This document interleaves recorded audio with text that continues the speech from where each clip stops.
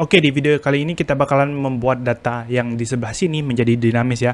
Entah itu current user, entah itu message-nya, entah itu ketika kita ngetikkan sesuatu di sini nantinya bakalan masuk ke dalam database ya.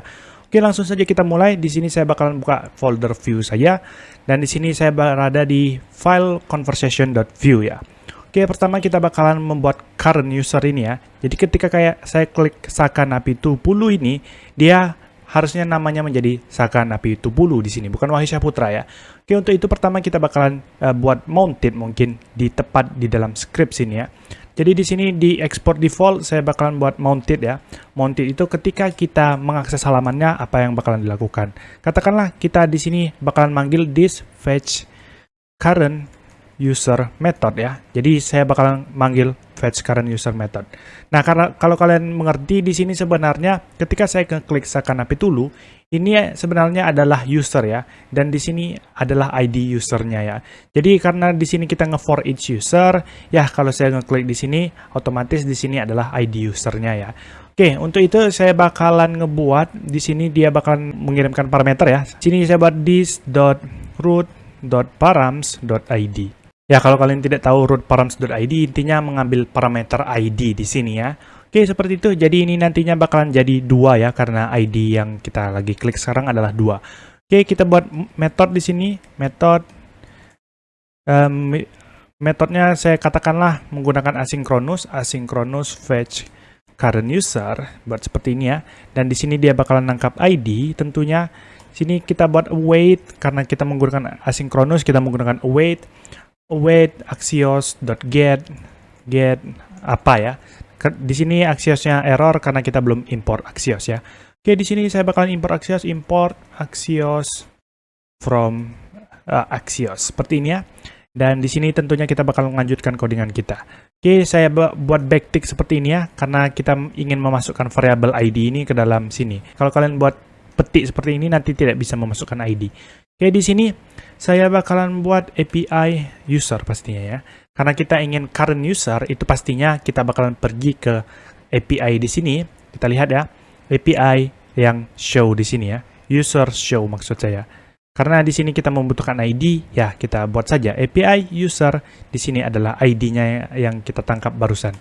Sini kita buat ID dan seperti ini saja kayaknya sudah terget dia.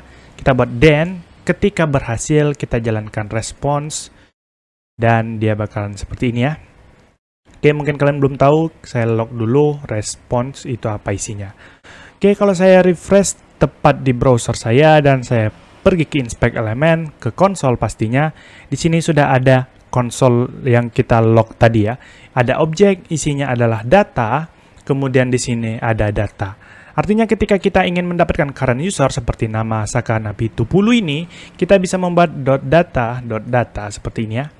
Kalau saya refresh lagi di browser, pastinya dia bakalan mendapatkan current user ya. Kita lihat di sini ya, objeknya hanya seperti ini. Ada name-nya langsung seperti ini ya, ada ID dan lain-lain. Jadi kita sudah berhasil mendapatkan fetch current user. Katakanlah ketika saya mendapatkan current user di sini, saya bakalan ngebuat ini berada di dalam suatu variabel. Jadi kita bisa membuat data di sini. Saya buat data return apa yang ingin kita return ya. Misalnya di sini datanya yang pertama adalah current user ya. Current user. Seperti ini dan saya buat kosong saja seperti ini. Oke. Jadi saya bakalan ngebuat datanya ini secara dinamis ketika kita sudah mendapatkan data di sini. Kita buat this.current user sama dengan respond.data.data. Sebenarnya kalau kalian tidak tahu, kalau kalian tidak ingin menggunakan respon seperti ini, kita bisa membuat seperti ini ya. Kalian buat di kurung kurawal, kita buat data saja. Karena di sini adalah data, jadi kita hapus responnya. Dan ini lebih clean kelihatannya codingan kalian daripada sebelumnya. Oke, kalau saya refresh, dia tidak bakalan terjadi error saya rasa. Yap, dia tidak ada error. Kita close dulu yang inspect elemen dan kita kembali lagi di sini. Kita bakalan buat current usernya ya. Tepat di atas sini kita lihat ada namanya Wahyu Syahputra, itu menampilkan yang di sini ya. Kita bakalan buat current user.name. Seperti ini, refresh di browser, saya yakin ini sudah berhasil. Saka Napi Tupulu. Dan untuk image-nya, kalau kita lihat di database, ini kan ada person image, person1.jpg. Kalau kita lihat di database, kita pergi ke users, Dan di sini ada yang namanya avatar ya. Avatarnya itu adalah person image ya. Jadi yang kita hapus di sini adalah dari person image ya. Dari sini kita hapus dan kita buat plus di sini current user.avatar. Seperti itu saja, simple. Kalau kita refresh di sini dia pasti sudah bakalan berubah yang namanya avatarnya. Oke, yang untuk di atasnya, yang untuk fetch current usernya sudah berhasil. Kita mungkin bakalan pergi yang di bawah ini.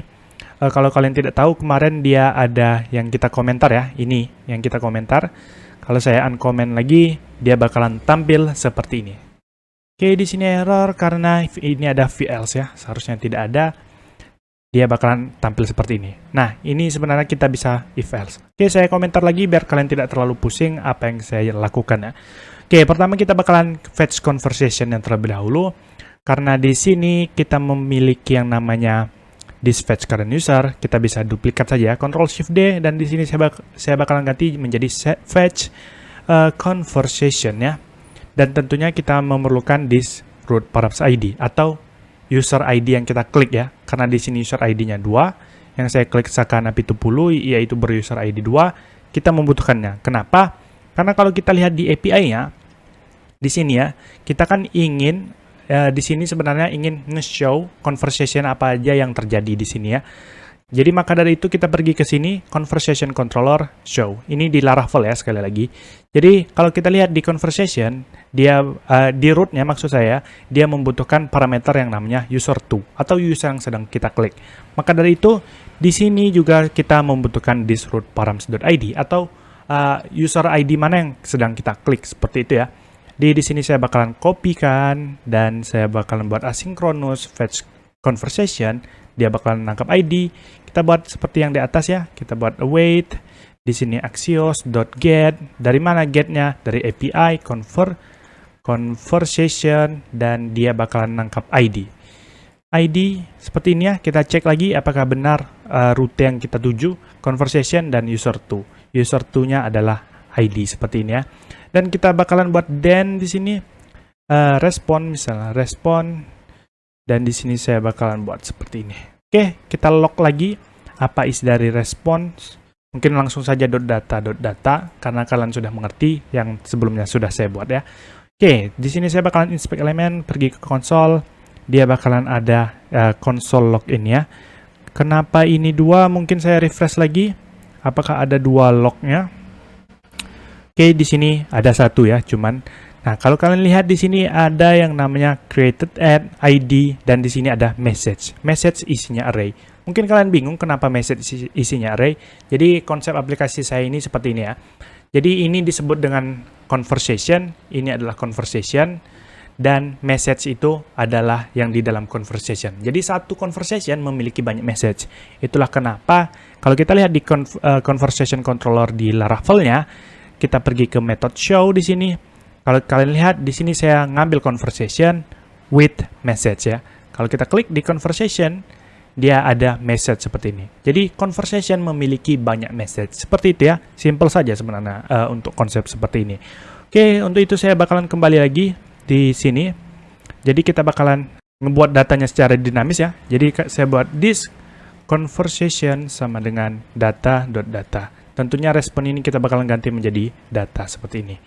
Oke, kita bakalan buat variable conversation tepat di data sini.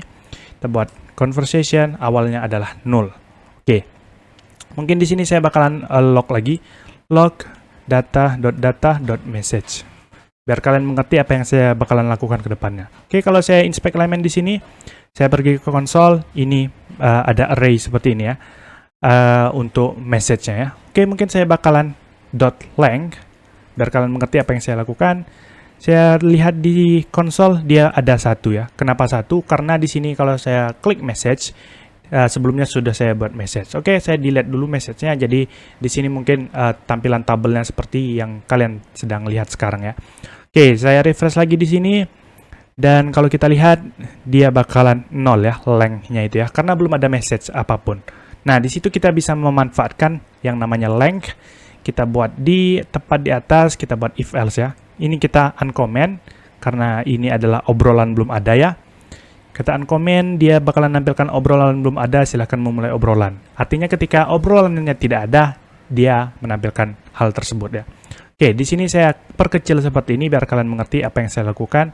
Saya bakalan buat if bukan f ya, if conversation.message pakai s ya, .length lebih dari 0. Jadi ketika message-nya ada, maka tampilkan yang di bawah ini. Ketika tidak ada, maka tampilkan yang di sini ya. Oke, saya refresh, yap, dia bakalan tampil seperti ini. Obrolan belum ada, silahkan memulai obrolan. Ya, karena memang ini obrolannya belum ada ya. Nah, mungkin ini yang di sini kita sudahi dulu ya. Kita bakalan lanjut ke yang nge-store ini. Untuk nge-store, kita bakalan pergi ke yang formnya. Jadi formnya ketika submit, kita buat submit.prevent.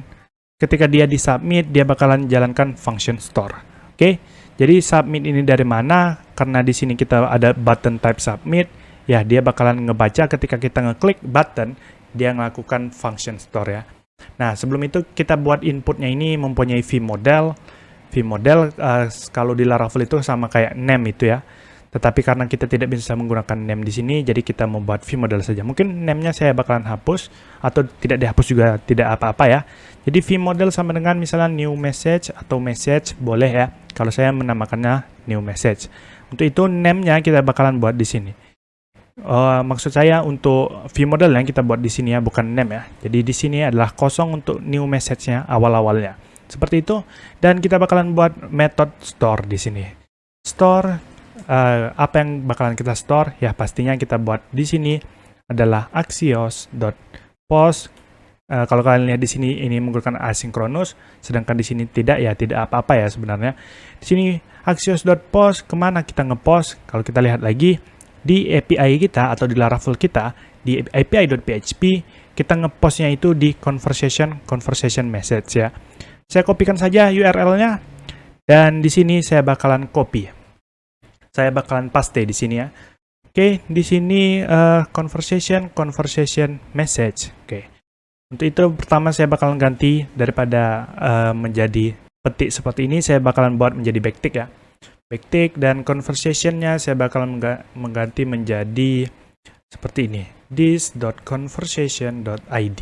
Jadi conversation ID mana yang kita inginkan ya. Karena kalau kita lihat di sini dia membutuhkan conversation ID ya. Walaupun ini saya buat conversation ya, karena ini adalah model binding, dia bakalan mencari ID dari conversation model. Seperti itu ya. Dan di sini ketika kita ngepost, kita pastinya ngebutuhkan ngelempar data ya. Jadi saya bakalan buat seperti ini. Message sama dengan atau body ya, body adalah this.newMessage. Mungkin kalian bingung awal-awal body ini dapatnya dari mana, kenapa tidak membuat message seperti tadi?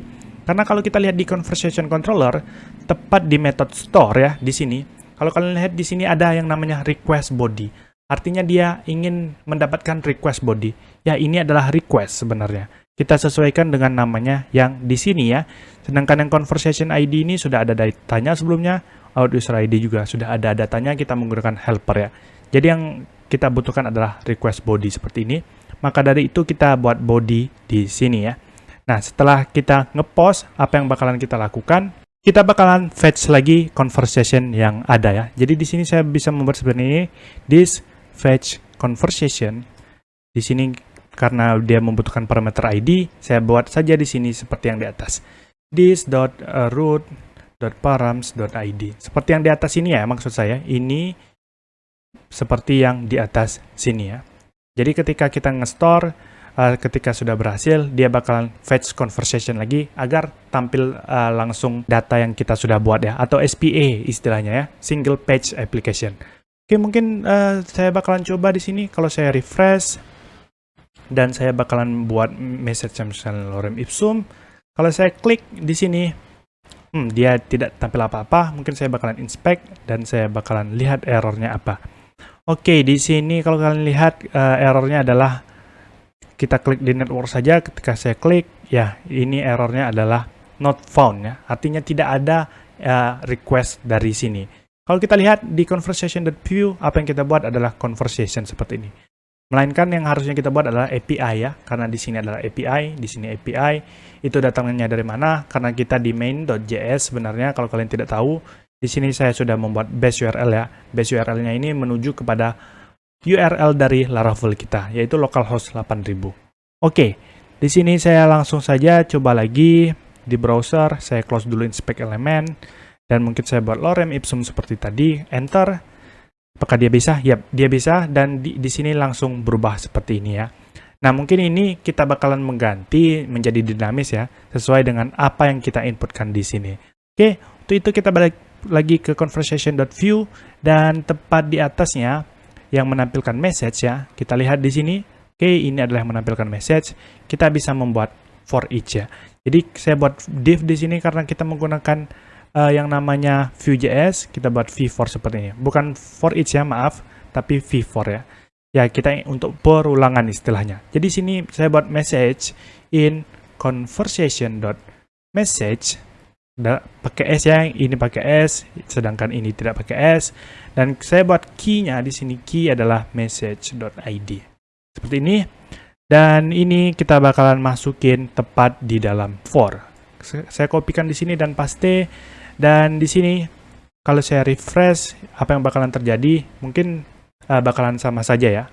Nah, mungkin di sini saya bakalan buat message.body, karena di dalam field database kita membuat body ya. Kalau kita lihat di sini di message, oke, ini ada yang namanya body adalah lorem ipsum. Oke, kalau saya refresh di sini. Ya, tadi sudah tampil ya untuk lorem ipsumnya itu sendiri. Nah, di sini saya bakalan if else ya. Oke, di sini mungkin juga kita buat message.body biar kalian lebih mengerti apa yang saya if else nantinya. Oke, sebenarnya yang warna biru ini, kotak warna biru itu adalah user yang sedang login sekarang ya. Chattingan user yang sedang login. Sedangkan ini adalah chattingan orang lain seperti itu ya. Jadi kita bisa if else di sini. Jadi if user ID dari message-nya ini sama dengan user yang sedang login, maka tampilkan yang warna biru, else tampilkan yang warna putih. Seperti itu ya. Jadi saya bakalan buat di sini vif ya. Vif ini yang kalau user ID dari message-nya sama dengan user yang sedang login ya. Jadi saya buat seperti ini. User.id, dari mana dapat user? Karena di bawah sebelumnya ini adalah starter pack ya, sekali lagi saya sudah membuat seperti ini sebelumnya. Map getters, dan di sini ada user. Itu behind the scene saja ya. Kalau kalian ingin memperdalam, silahkan kalian buka-buka codingan saya. Memang tidak saya jelaskan sebelumnya, tapi itu sekali lagi adalah starter pack ya. Jadi if user.id sama dengan message.user.id, maka tampilkan yang di sini. Di sini saya bakalan buat v-else seperti ini ya. Kalau saya refresh di browser, ya dia bakalan tampil seperti ini. Oke, refresh lagi. Kalau kita lihat apakah berhasil ya, seperti ini. Kalau saya buat lagi di sini misalnya Hai Sakanapi Tupulu, saya enter atau klik yang di sini. Kalau kita lihat ya dia bakalan tampil seperti ini. Nah, mungkin ini daripada ada terus tulisannya, saya bakalan buat di sini jadi kosong lagi ya. Jadi kalau di sini setelah dia berhasil nge-store, saya bakalan buat this.new message sama dengan kosong seperti ini.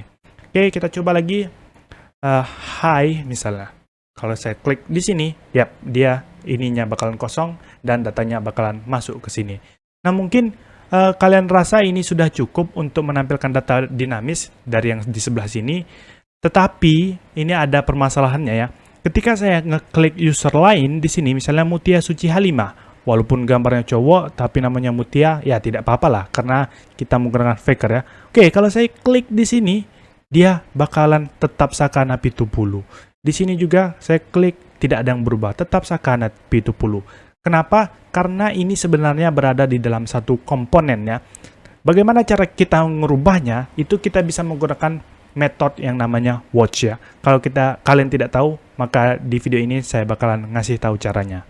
Jadi tepat di bawah saya bakalan ngebuat satu buah lagi yang namanya adalah watch ya. Jadi di bawah methods di sini saya bakalan buat watch. Watch apa yang dilihat yaitu adalah root. Ya, kita buat $ seperti ini .params.id. Saya bakalan buat di sini new ID seperti ini ya. Dan di sini saya bakalan menjalankan sesuatu. Jadi this.fetch current user katakanlah, dia bakalan new ID. Jadi setiap dia merubah root params ID, dia bakalan mendapatkan new ID yang dimana dia bakalan memanggil lagi fetch current user. Oke, saya Ctrl S, saya bakalan coba di sini. Kalau saya klik Sakana Pitupulu, yap, dia bakalan Sakana Pitupulu. Mutia Suci Halimah, dia bakalan tampil seperti ini. Praba Ramadan, dia bakalan tampil seperti ini. Yang menjadi masalah adalah yang ininya lagi ya. Itu gampang sekali, kita buat saja di sini this.fetch conversation dan dia bakalan ngambil new ID. Oke, Ctrl S dan saya refresh. Ya, obrolan belum ada. Di sini juga obrolan belum ada. Kalau Sakana P20, yap, obrolan sudah ada ya. Nah, mungkin itu dulu di video kali ini. Kita sudah berhasil menampilkan yang di sininya secara dinamis ya. Di video selanjutnya kita mungkin bakalan langsung menggunakan Laravel Pusher dan juga kita langsung bakalan mencoba listen dari sisi front end ya. Itu dulu di video kali ini. Terima kasih.